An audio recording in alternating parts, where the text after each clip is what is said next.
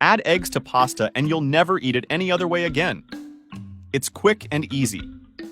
Let's start our recipe by adding 250 grams of pasta to the pan with hot water. Next, we will add half a teaspoon of salt and mix very well. Leave it cooking for 10 minutes. As soon as it cooks, remove and drain the water. And if you like easy recipes like this, click the like button and comment below. I love easy recipes. Set the pasta aside. Then, in another container, we will add 6 eggs. Also add half a teaspoon of salt, half a teaspoon of black pepper. Then, mix until combined. Okay, here it is now. Perfect. Book next. Now, in another container, add all the noodles. Next, we will add a teaspoon of butter and mix very well until the butter melts completely.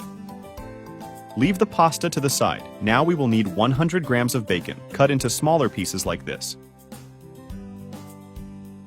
Then add the bacon to a pan and let it fry very well.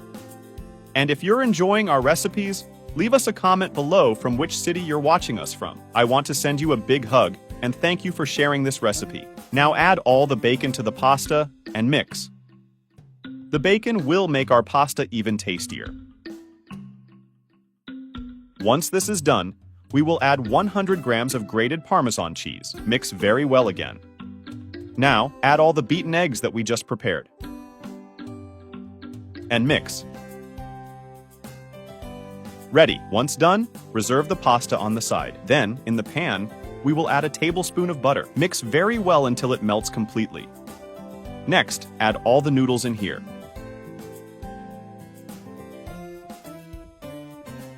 Using the spatula, press the pasta into the bottom of the frying pan. Now you will cover and let it cook for 5 minutes. Now add 100 grams of grated cheese. To finish, we will add green scent to taste. Now cover and leave for 2 minutes until the cheese melts. Complete.